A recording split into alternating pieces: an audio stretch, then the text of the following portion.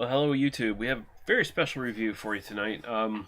This is a beer sent to me by Average Joe, and he was interested in seeing my opinion on this. This is a beer I've reviewed before, by the way. I've had a couple times, twice now, thanks to Average Joe, actually. Um, this is Oskar Blues Tin Fidy Imperial Stout, out of Colorado, of course. They can all their stuff, if you're not familiar with them. It says cross-eyed cyclopean concupiscent. This dog will hunt. And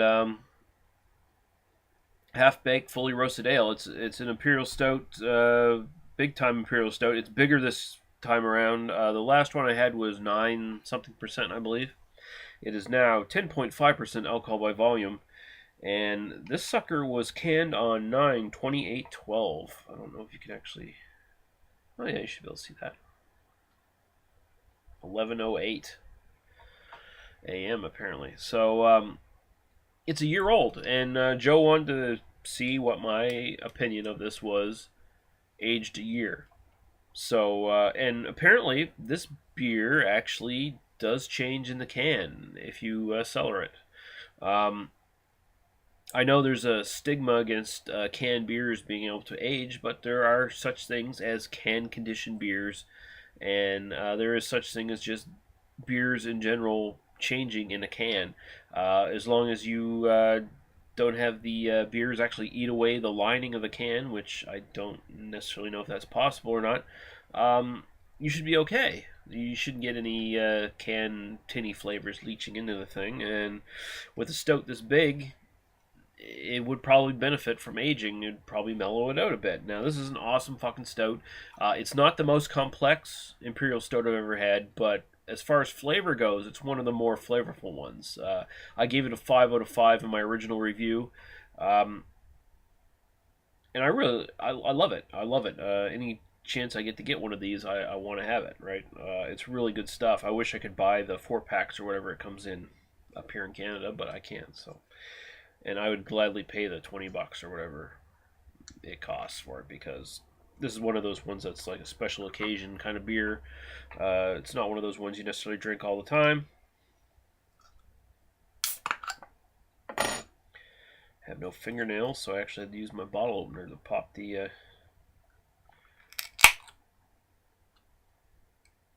can open. All right. So let's pour it. It is room temperature, by the way. I've had it sitting here now for more than half an hour. So pour it into my snifter. Wow, that's even a better head than when I first had it. More alcohol, and all of a sudden the head's better. That's a solid finger of peanut brittle colored head, brown peanut brittle kind of thing. It is dark right through. You might get the slightest, just the thinnest line of like mahogany or dark brown down the bottom, but she's black. She is black. Getting the legs on there for sure. Quite interested in trying this actually, because I haven't had it at this high in alcohol before, so it'll be a new experience for me. So we'll go right to the aroma. Cheers. See what we think. Ooh. Okay, noticeable thing here is the alcohol is definitely even lesser now, a year afterwards, in this higher alcohol can than it was in the one I had initially, which was lower in alcohol to start with. So I was getting more alcohol out of that first review I did than what I'm getting here. I'm getting the dark cherry, I'm getting the roast, coffee, chocolate, a bit of a cocoa powder dryness almost. It actually smells a bit more complex on the nose now than it did, which isn't always the case when you age a beer. It doesn't necessarily get more complex. It usually gets more smoothed out. Like, I'm not getting big, intense notes striking my nose now. It's like it's died down a bit in the smell. The alcohol's definitely died down. Like I said, that dark cherry note, the licorice note that I sort of got when I initially smelled this on my first review, it's definitely a lot lower. smells very nice. Very, very good. All right, cheers. We'll go right to taste.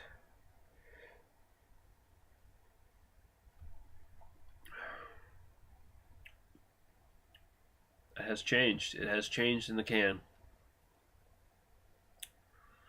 First off, when I first reviewed it, the alcohol actually came out in the taste. And that was the lower alcohol version. So here we have a higher alcohol version. I think it's a whole point higher in alcohol. The alcohol is not there. I feel a little bit of warmth going down, but as in the actual taste, I'm not getting any astringency or sweetness from the alcohol.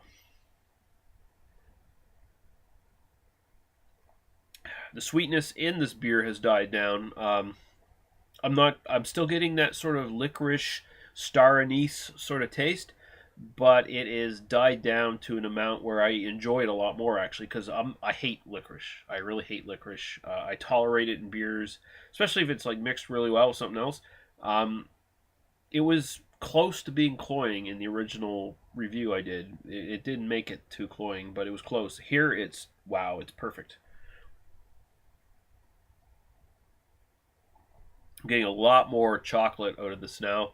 Um, Toffee caramel that I got in the original review seems to have moved to chocolate, and I'm getting this really deep coffee roast. It's not quite espresso. It's more of a mocha kind of thing because of that chocolate overtone that I'm still getting. Wow. And it just finishes with this lingering roast dryness. That's beautiful. It's really, really good. I don't know if I like it more or less. I mean, okay, I'll say right off the bat, it's a 5 out of 5. It still is a 5 out of 5. Is it a better beer a year later? That's really hard to say. It depends on what you want out of an imperial stout. I kind of really loved like the really bold notes that came out of my initial review of this, but at the same time, this is a more smoothed out, easy to drink beer now.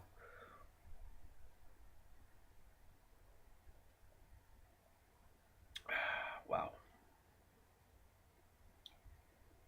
It's fantastic. It's really fantastic. I think KBS is better. Um, I think Goose Island, Bourbon County is definitely better. But this is a better, honestly, this is a better beer aged than it is fresh. And fresh, it's a fucking world beater. But yeah, I really, really like this the way it is now. It's worth aging. It's worth doing a little experiment. See if you like it. Buy 2 or 3 cans. Well, I guess you can buy 4 packs. Buy a 4 pack. Drink one right away. Put the other three away. Age them for two, 2 years, 3 years, something like that. See what you think. I wish I could do that.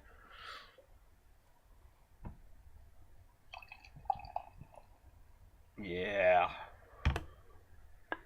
Well, that was worthwhile. I mean, I love getting tin fitty anytime, but to get it like this, special, special treat.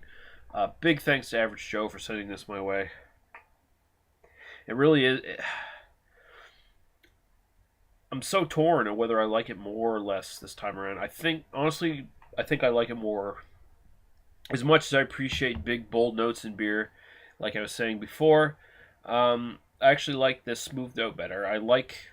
I think it just hinges on that licorice black cherry kind of sweetness that I was getting in the first time I had this.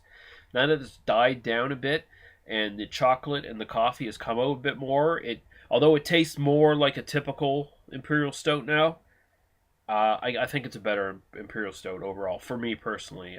Some people might disagree, but for me, 1050 imperial stout aged a year, and this is the 2012 version, so who knows what it's like if I aged like a 2011, 2010. I think people have been aging it since it first came up. Oh, excuse me. But yeah, still a 5 out of 5. I like it better now. Big thanks to Average Joe for sending this to me. You are a legend, sir, and we'll see you guys again soon. Bye bye.